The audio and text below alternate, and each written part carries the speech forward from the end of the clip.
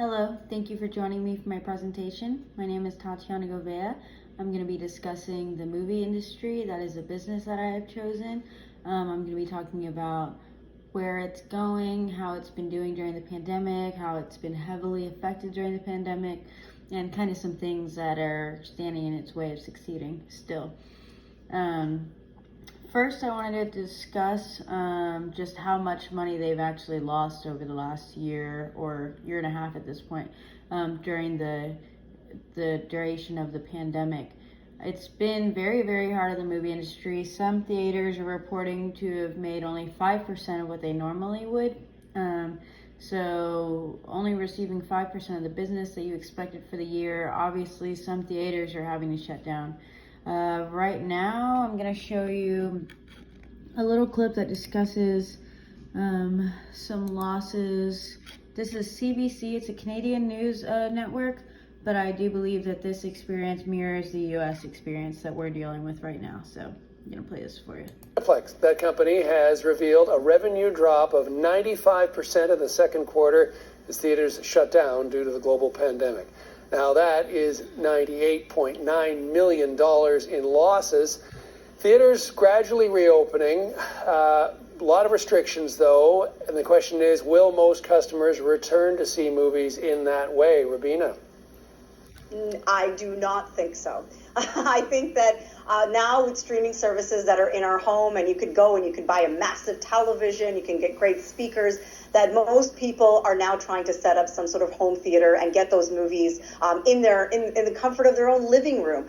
Movies for the longest time have been infamously expensive. If I take my two kids and my husband and I go to a movie, it's $100 after we buy the tickets and the popcorn and the pop. And so for a lot of families, that's just unaffordable.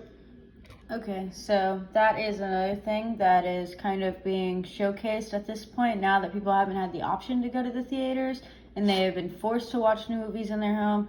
It's really just brought to light how expensive it actually is to go to the movies. Like she was saying, you have to incorporate the cost of snacks, the movie ticket, which is almost $15 a ticket, I believe, at the most movie theaters that I've been to recently. It's just very, very expensive. And whenever you have the option to stay at home, stream movies, I mean, it's kind of, if you are looking at it just from the price point, it really makes a difference. So what I'm going to show you is just how easy it is to actually stream movies right now.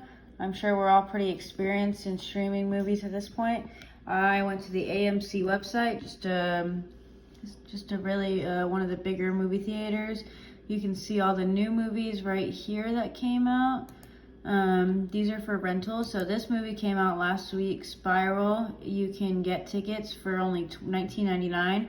So that's going to be significantly less than even just getting 2 movie tickets, let alone taking your whole family.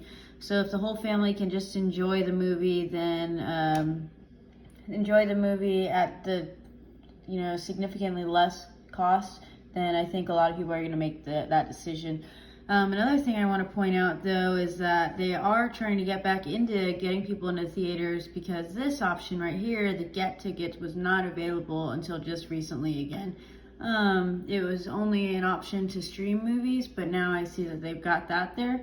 So that actually seems like it's in a positive direction for them, hopefully.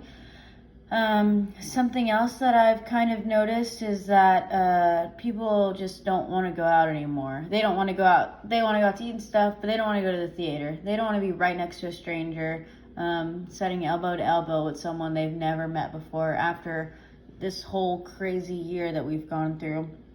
So that's definitely causing a big issue for them. There are several networks and apps you can use to stream, so it's not just one thing standing in the way, it's several things. It's HBO lets out several new movies a week, Amazon Prime, Hulu, even Netflix. Sometimes you can get brand new movies, so it kind of takes away the point of having to go to the movie theater. No one's going to a midnight movie anymore to see a movie when it comes out. You can just rent it that day. The last thing I'm going to discuss is just kind of the changes that they're going to have to do once more people actually do start showing up. So, like I said, a lot of movie theaters have shut down. I know Rave Motion Pictures that I've been going to since I was a kid shut down. And also the Alamo Drafthouse has shut down all of their theaters for the time being. Hopefully they'll be opening again soon, but they are still shut as of now. But a lot of things are going to have to change. So right here I found an article kind of just talking about things that are going to have to be different for the movies. This is a movie theater in California. So they're talking about using sanitation foggers, plexiglass, so there's going to be no interaction between the employee and the actual guest. So that's definitely going to be different. Even the payment is going to be on the other side of the plexiglass, so there will be no reason at all for that to happen. Another thing that they're talking about doing is having a spray gun that sprays sanitizer, so you can basically clean the whole theater in between showings. But that is definitely different. It kind of makes you wonder if maybe, like, are the seats going to be wet? Is it going to have to wait a while? Are they going to only have limited showings now that they have to do all this extra stuff? So just a lot to think about there.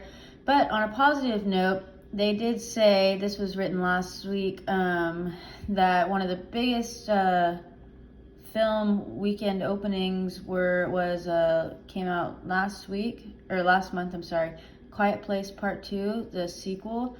That opened up at $57.1 million, which was way beyond what they were expecting. So that seems like a positive. Maybe it could be a sign of a positive trend coming up for them. All I know is that it's hard to tell these days what's gonna be here tomorrow. So I definitely wouldn't account for anything to go either way.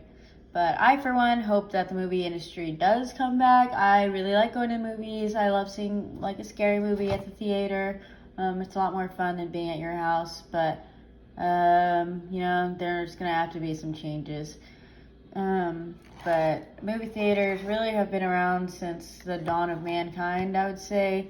So, not just movie theaters, live showings, operas, things like that where people gather and watch something together. That's been around for so long, so I would really hate to see that go. But I guess we'll just see. Once the pandemic ends completely, we'll just see where we go from there.